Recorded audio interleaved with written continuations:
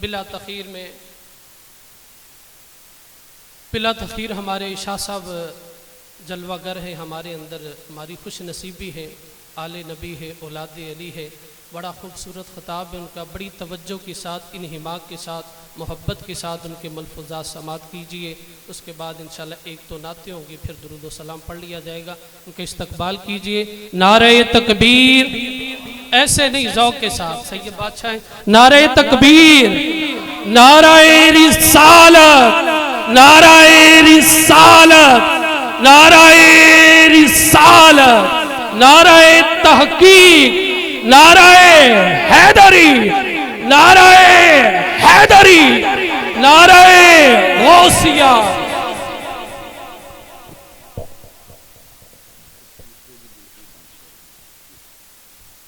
الحمد لک یا رب العالمین والعاقبۃ للمتقین والصلاة والسلام علی سیدنا و مولانا محمد المصطفیٰ وعلی آلہ المجتبی وعلی آلہ واصحابہ وازواجہ وذریتہ وعترتہ واہل بیتہ وأولیاء أمته وعلماء أهل سنته أجمعين. أما بعد فأعوذ بالله من الشيطان الرجيم. بسم الله الرحمن الرحيم. قال الله تعالى وتبارك في شان حبيبه مخبرا وآمرا إن الله وملائكته يصلون على النبي یا ایھا الذین آمنوا صلوا علیہ وسلموا تسلیما۔ درود پاک پڑھیے۔ الصلاۃ والسلام علیک یا سیدی یا رسول اللہ وعلی آلک واصحابک یا سیدی یا حبیب اللہ۔ الصلاۃ والسلام علیک یا سیدی یا نبی اللہ وعلی آلک واصحابک یا سیدی یا نور اللہ۔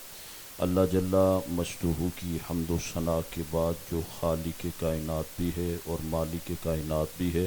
ذرے ذرے کا علم اس کے پاس ہے، درختوں کے پتوں کی تعداد وہ جانتا ہے، ریت کے ذرات کا علم اس کے پاس ہے، پانی کے قطرات کی تعداد وہ جانتا ہے، فلک پہ چمکنے والے ستاروں کی تعداد وہ جانتا ہے، زمین پہ برسنے والے بارش کے جتنے قطرات اور جتنے فرشتے ان کو زمین تک پہنچاتے ہیں تمام کی تعداد وہ جانتا ہے، جتنے انسان دنیا سے جا چکے موجود ہیں آنے والے ہیں تمام کی تعداد وہ جانتا ہے، جتنے فرشتے زمین پر آسمانوں پر رکوع میں، سجود میں، قیام میں، تشہد میں اس کی تکبیرات، تسبیحات، تحلیلات بیان کر رہے ہیں تمام کی تعداد وہ جانتا ہے، سمندر کی گہرائیوں میں جتنی مخلوقات آباد ہیں تمام کی تعداد وہ جانتا ہے، انسان کے دل میں جو خیال پیدا ہوتا ہے وہ خیال بعد میں پیدا ہوتا ہے، پہلے رب تعالیٰ اسے جانتا ہے۔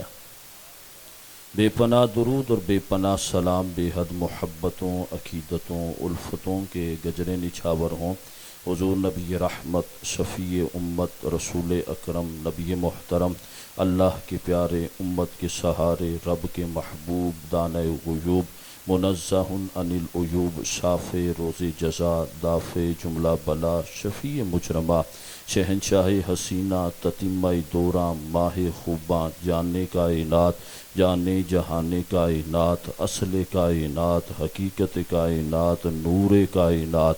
مرکز کائنات، محور کائنات، ماں حاصل کائنات، عزت کائنات، رفعت کائنات، طلعت کائنات، شان کائنات، جان کائنات، آن کائنات، کمال کائنات، باعث وجہ تخلیق کائنات، احمد مجتبیٰ محمد الرسول اللہ صلی اللہ علیہ وآلہ وسلم کی ذات والا تبار پر عالی مرتبت عزت مآب عالی جناب سامعین کرام اور بالخصوص حضرت علامہ مولانا استاذ العلماء مرید حسین عطاری قادری صاحب دامت برکاتہم عالیہ اور ہمارے مولانا محمد صدیق عطاری المدنی جن کے والد گرامی کے چیلم کے سلسلے میں ہم یہاں پر جمع ہیں، اس کے علاوہ حضرت مولانا محمد عاقب عطاری المدنی دامت برکاتہم عالیہ بھی یہاں پر موجود ہیں، جتنے احباب بھی موجود ہیں یقیناً برکتیں اور رحمتیں اللہ رسول کے ذکر کے وقت برستی ہیں۔ نعت خواں بھی یہاں پر موجود ہیں۔ میں بس چند منٹوں میں چند باتیں آپ کے سامنے گوش گزار کرنا چاہتا ہوں، تو توجہ سے سماعت فرمائیں گے تو انشاءاللہ الرحمن مجھے کہنے کا اور آپ احباب کو سننے کا فائدہ ہوگا۔ حضرت خواجہ حسن بصری علیہ رحمہ کے پاس ایک خاتون آئی، وہ آ کے کہنے لگی حضرت جی میری بیٹی کا انتقال ہو گیا، وقت گزر گیا، عرصہ گزر گیا، میں نے کبھی اسے خواب میں نہیں دیکھا، آپ کوئی ایسا ورد اور کوئی وظیفہ بتا دیں میں کر کے سو جاؤں اور میری بیٹی مجھے خواب میں نظر آ جائے۔ آپ نے فرمایا بی بی یہ اللہ کے معاملات ہیں اور عالم برزخ کے معاملات ہیں جو اللہ نے زندہ بندوں سے پوشیدہ رکھے ہیں، تو اس کی طرف تجھے اتنا زیادہ اصرار کرنا اور توجہ کرنا اور اسے جاننے کی کوشش کرنا یہ درست نہیں ہے۔ وہ کہنے لگی نہیں حضرت جی آپ اللہ کے اتنے بڑے ولی ہیں، اس کے محبوب بندے ہیں، تو مجھے کوئی نہ کوئی ایسا ورد بتائیں کہ میں اپنی بیٹی کو خواب میں دیکھ لوں۔ تو خواجہ حسن بصری علیہ رحمہ نے ایک ورد بتایا، فرمایا جا کے کر لینا اور خواب میں تمہیں تمہاری بیٹی نظر آ جائے گی۔ اس نے وہ ورد کیا، خواب میں اس کی بیٹی اسے نظر آ گئی، لیکن اس کی جو پریشانی تھی وہ پہلے سے زیادہ بڑھ گئی۔ اب بڑی کیوں ہے کہ پہلے وہ بیٹی کو دیکھ نہیں سکتی تھی، اسے نظر نہیں آتی تھی، اب جب اسے نظر آئی ہے تو اس نے اپنی بیٹی کو دیکھا کہ وہ عذاب میں مبتلا ہے، اسے عذاب دیا جا رہا ہے، تو یہ زیادہ پریشان ہوئی، کہنے لگی کہ پہلے تو میں بیٹی کو دیکھ نہیں سکتی تھی، اللہ اللہ کر کے اگر نظر آئی ہے تو عذاب میں مبتلا ہے، تو یہ پھر خواجہ حسن بصری علیہ رحمہ کے پاس گئی اور جا کے کہنے لگی حضرت جی آپ نے مجھے ورد بتایا تھا کہ میں وہ کروں تو میری بیٹی مجھے نظر آ جائے گی، میں نے وہ ورد کیا اور مجھے میری بیٹی بھی نظر آ گئی، لیکن اگلی پریشانی یہ ہے کہ اب وہ عذاب میں مبتلا ہے، اب کیا کیا جائے؟ آپ نے فرمایا بی بی میں نے تجھے کہا نہیں تھا کہ یہ برزخ کا معاملہ ہے، اللہ نے اسے بندوں سے پوشیدہ رکھا تو اس پر مطلع ہونے کی ضرورت نہیں، لہذا اب جو تو نے دیکھ لیا ہے اس کا حل یہ ہے تو جا کے استغفار کر، اللہ تعالیٰ کی بارگاہ میں دعا کر، رب تعالیٰ کرم کرے گا، تیری بیٹی کو عذاب سے نجات عطا فرما دے گا۔ اب وہ عورت واپس چلی گئی۔ اسی رات حضرت خواجہ حسن بصری نے اس لڑکی کو خواب میں دیکھا، بات بڑی توجہ طلب ہے، آپ نے جب دیکھا تو وہ جنت میں ٹہل رہی ہے اور ناد و نعم میں وہ موجود ہے۔ آپ نے فرمایا بیٹی کل تک تو عذاب میں مبتلا تھی، آج تو جنت میں کیسے پہنچ گئی؟ وہ کہنے لگی حضرت میرے عمل تو ایسے ہی تھے کہ مجھے جہنم میں ڈالا جاتا اور میں عذاب میں مبتلا تھی۔ ہم جہاں پر دفن ہے اس کے قریب سے ایک مرد قلندر گزرا تھا جس نے ایک مرتبہ درود پاک پڑھ کے ہمیں اسحال کر دیا، رب تعالیٰ نے 500 مردوں کو جنت عطا فرما دی ہے۔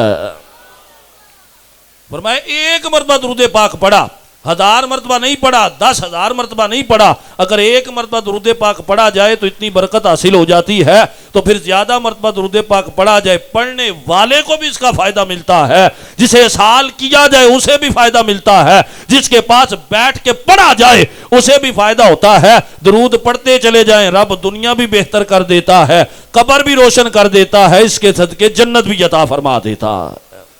تو جتنا زیادہ پڑھیں گے تو اتنا زیادہ فائدہ حاصل ہوگا، بلکہ جو درود پڑھے حضور علیہ صلاۃ والسلام کی قربت اسے مل جاتی ہے، جو درود پڑھے نبی علیہ صلاۃ والسلام کے قریب ہو جاتا ہے، جو درود پڑھے رب تعالیٰ اس کی قبر کو منور فرماتا ہے، کل بروز قیامت حضور علیہ صلاۃ والسلام اس کی شفاعت فرمائیں گے۔ تو 20 اس کی فضیلتیں احادیث میں موجود ہیں۔ جب کسی کے والدین کا انتقال ہو جائے تو والدین کے حقوق پھر بھی اولاد پر لازم ہوتے ہیں، یہ نہیں کہ جب زندہ تھے تو پھر ہی ان کے حقوق تھے، بلکہ جب ان کا انتقال ہو جائے تو پھر بھی ان کے حقوق اولاد پر لازم ہوتے ہیں۔ وہ 4 حقوق ہیں، ایک حدیث ہے، بس یہی میں آپ کے سامنے پیش کرنا چاہتا ہوں۔ رحمت دو عالم صلی اللہ علیہ وسلم نے ارشاد فرمایا جب کسی کے والدین کا انتقال ہو جائے تو سب سے پہلے اولاد پر حق یہ لازم ہے الصلاۃ علیہم، فرمایا کہ ان کی نماز جنازہ ادا کی جائے، اور اولاد میں اگر کوئی عالم ہے، کوئی حافظ ہے، کوئی صاحب علم ہے، وہ جب آگے بڑھ کر والد صاحب کی یا والدہ کی نماز جنازہ پڑھائے گا تو پھر اس کی فضیلت اور برکت اور ہی زیادہ ہوگی، بلکہ یہاں تک فرمایا کہ بعض اوقات مرنے والا گناہگار ہوتا ہے لیکن اس کے جنازے میں کوئی ایسا بندہ شریک ہو جاتا ہے کہ جس کی وجہ سے اللہ تعالیٰ مرنے والے کی مغفرت کر دیتا ہے۔ بعض اوقات جو مرنے والا ہے وہ نیک ہے اور جو جنازے میں شریک ہوئے وہ گناہگار ہیں، اللہ تعالیٰ اس کی برکت سے آنے والوں کی مغفرت کر دیتا ہے۔ ایک حکایت ملتی ہے کہ بصرہ میں ایک سیدہ خاتون کا انتقال ہو گیا، لوگ نماز جنازہ پڑھنے کے لیے آئے تو ایک کفن چور وہ بھی ساتھ آ گیا، اس نے کہا میں بھی جا کے دیکھتا ہوں اور میں ان کے ساتھ ساتھ شامل ہو جاؤں گا، جنازہ بھی پڑھوں گا، قبرستان بھی جاؤں گا، وہاں پہ جا کے دفنانے میں بھی شریک ہو جاؤں گا، بعد میں جب لوگ دعا کر کے پلٹیں گے تو میں قبر پہ کوئی نشانی رکھ لوں گا اور رات کو جا کر قبر کو کھودوں گا اور اندر سے میں کفن نکال کے اسے لے آؤں گا، بازار میں بیچ دوں گا اور میری انکم کا کوئی ذریعہ بن جائے گا۔ اس نے نماز جنازہ بھی پڑھی، ساتھ بھی کیا، اس نے دفنایا بھی۔ جب لوگ چلے آئے اس نے وہاں سے ایک پتھر اٹھایا اور اٹھا کر اس قبر کے اوپر نشانی کے طور پر رکھ دیا۔ شام ہو گئی، یہ اپنے گھر سے نکلا، اس نے کدال اٹھائی اور اس قبر پر پہنچا، اس نے وہاں پر جا کر پتھر دیکھا، اسی قبر پر پڑا تھا، اس نے مٹی ہٹائی، نیچے سے سلے ہٹائیں اور سلوں کے بعد اس نے جب ہاتھ اندر ڈالا، اس کا ہاتھ کسی نے پکڑ لیا اور کہا سبحان اللہ، جنتی ہو کے جنتی کا کفن چراتا ہے۔ اس نے کہا میں کیسے جنتی ہو سکتا ہوں؟ کہا تو جنتی نہیں تھا لیکن میں جنتی تھی، آج جو جو میرے جنازے میں آیا ہے رب نے سب کو جنتی بنا دیا ہے۔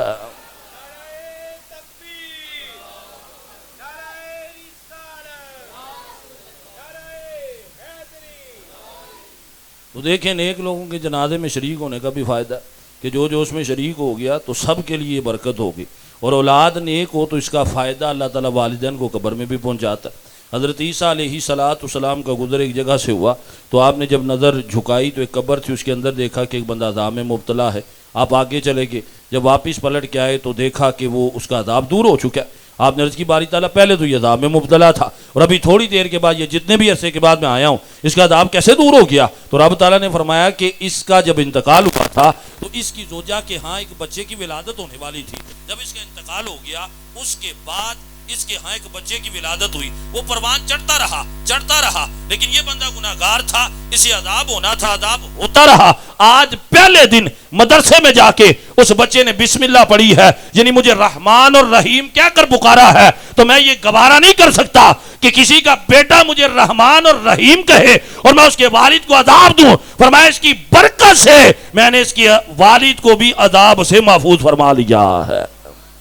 تو اولاد نیک اور اگر عالم ہو، حافظ ہو تو اس کی اور بھی زیادہ برکات ہیں، والد صاحب کو اس کا ثواب ملتا رہے گا، ان کو فائدہ پہنچتا رہے گا۔ اور حدیث کے الفاظ بھی ہیں کہ جب بندہ مرتا ہے اس کے سارے اعمال منقطع ہو جاتے ہیں، فقط 3 ایسے ہیں جو پھر بھی رہتے ہیں۔ اس میں فرمایا ایک نیک صالح اولاد ہے کہ جس کی وجہ سے اللہ تعالیٰ والدین کو ثواب عطا فرماتا ہے۔ تو پہلا جو حق اولاد کے اوپر لازم ہوتا ہے وہ یہ ہے کہ الصلاۃ علیہم، کہ ان پر بندہ نماز جنازہ ان کی ادا کرے۔ دوسرا فرمایا والاستغفار لہم، اپنے والدین کے لیے استغفار کرتا رہے۔ اب یہ کوئی چند دن نہیں ہے کہ 10 دن بندہ کرے، 20 دن کرے، 30 دن کرے، 40 دن کرے، ساری زندگی جب تک دم میں دم ہے، سانس چل رہی ہے، اپنے والدین کے لیے بندہ استغفار کرتا رہے۔ بہقی شریف کی حدیث پاک ہے، حضور علیہ السلام نے فرمایا کہ جنت میں ایک بندہ ہوتا ہے، اس کے ایک درجہ بلند ہو جاتا ہے، اور عرض کرتا ہے باری تعالیٰ میں تو یہاں پر آ گیا، یہ تو دار الجزا ہے، دار العمل نہیں ہے، میرا تو جو مجھے مقام ملنا تھا وہ مل گیا، اب میرا درجہ کیوں بلند ہو رہا ہے؟ تو رب تعالیٰ فرماتا ہے دنیا میں تیرا ایک بیٹا ہے جو تیرے لیے استغفار کرتا ہے، وہ ایک مرتبہ استغفار کرتا ہے، ہم جنت میں تیرا ایک درجہ بلند فرما دیتے ہیں۔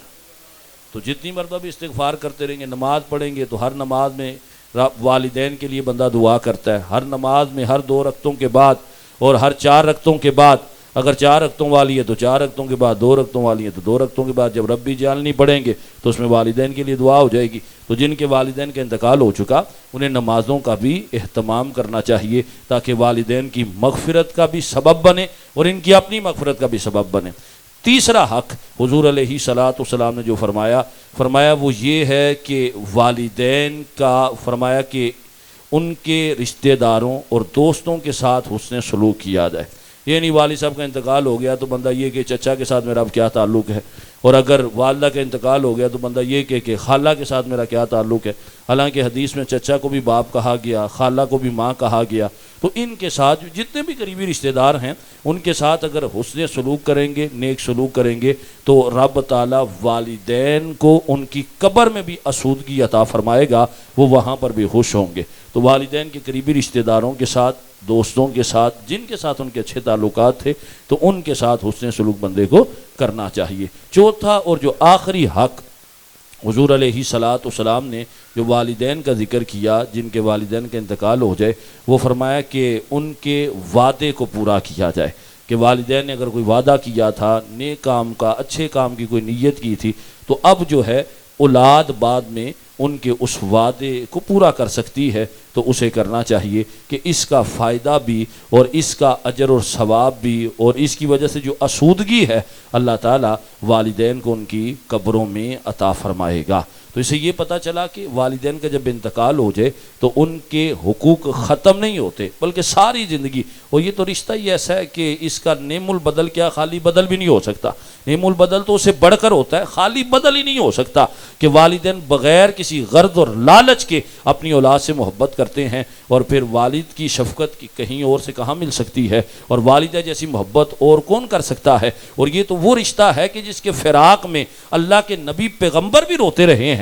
حضور علیہ صلاۃ والسلام جب صحابہ کے ساتھ حضرت سیدہ آمینہ کے مزار پہ پہنچے تو وہاں پہ آپ نے آنسو بہائے۔ بخاری کی حدیث پاک ہے کہ نبی رحمت صلی اللہ علیہ وسلم ایک مرتبہ نماز پڑھانے کے لیے باہر تشریف لائے تو اپنے والدین کو یاد کیا کہ کاش آج میرے والدین دونوں یا ان میں سے کوئی ایک موجود ہوتا تو دیکھتا کہ رب تعالیٰ نے مجھے کتنا مقام عطا فرمایا۔ حضرت یوسف حضرت یعقوب کے فراق میں آنسو بہاتے رہے، حضرت یعقوب ان کے فراق میں آنسو بہاتے رہے۔ حضور علیہ صلاۃ والسلام نے اپنی اولاد میں سے حضرت ابراہیم کے لیے اور دیگر صاحبزادوں کے لیے بھی آپ نے آنسو بہائے۔ تو یہ تو ایسا رشتہ ہے کہ جس کی اور کوئی مثل اور مثال نہیں ہو سکتی، لیکن چونکہ اللہ کا ایک نظام ہے کہ جو دنیا میں آیا اس نے جانا بھی ہے، اور مسلمانوں کے لیے یہ ایک خاص رب تعالیٰ کا کرم ہے کہ مسلمان دنیا میں رہے پھر بھی اللہ کی اس پہ رحمت برستی ہے، جب قبر میں چلا جاتا ہے پھر بھی اللہ کی اس پہ رحمت برستی ہے۔ اور بھی حمدی تعالیٰ مسلمان وہ ہیں کہ جو موت سے ڈرتے نہیں ہیں، کہ جس رب نے ہمیں بھیجا ہم نے اسی کی طرف پلٹ کے جانا ہے،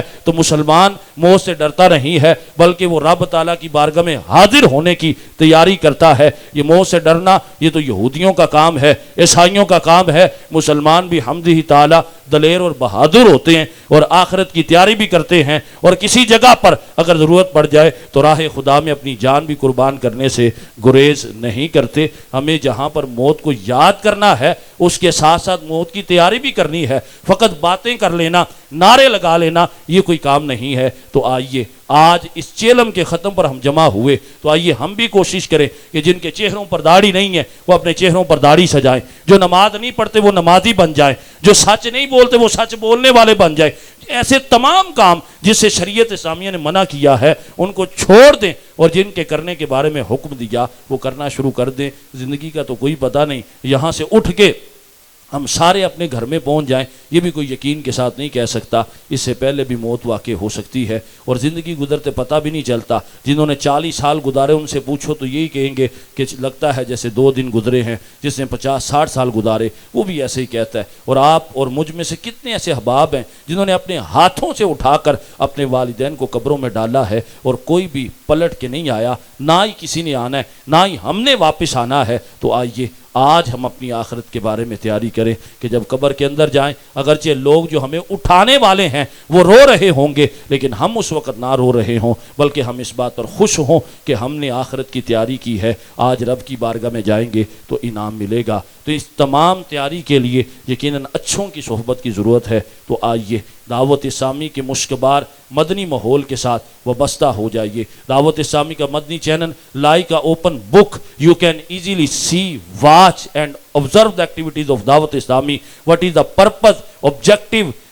goal of دعوت اسلامی؟ دعوت اسلامی کا کیا مقصد ہے؟ آسان لفظوں میں یہی مقصد ہے کہ قافلہ مدینے کی طرف جا رہا ہے، آؤ تم بھی ہمارے ساتھ شریک ہو جاؤ، حضور کے قدموں میں پہنچ جائیں گے۔ آپ نے نظر فرما دی تو رب تعالیٰ بیڑا پار فرما دے گا۔ تو آئیے زندگی کی انمول سانسوں کو ضائع نہ کیجئے، کہیں یہ مالا جب ٹوٹ گئی تو پھر ہم ایک مرتبہ بھی سبحان اللہ نہیں کہہ سکیں گے، نہ نفل ادا کر سکیں گے، کچھ بھی نہیں کر سکیں گے۔ آئیے آج اچھے اعمال کریں، اپنے گناہوں سے توبہ کریں، جو پچھلی زندگی گناہوں میں گزاری اس پہ توبہ کر کے استغفار کر کے آخرت کی تیاری کے لیے کمر بستہ ہو جائیں۔ پھر دیکھیے گا یہ زندگی بھی بہتر ہوگی، قبر بھی روشن ہوگی، اور انشاءاللہ الرحمن محشر میں بھی بیڑا پار ہوگا۔ اللہ تعالی ہم سب کو حضور علیہ صلاۃ والسلام کی سچی پکی محبت اور آپ کی اطاعت و فرما برداری کرنے کی توفیق عطا فرمائے۔ وآخر دعوانا ان الحمد للہ رب العالمین۔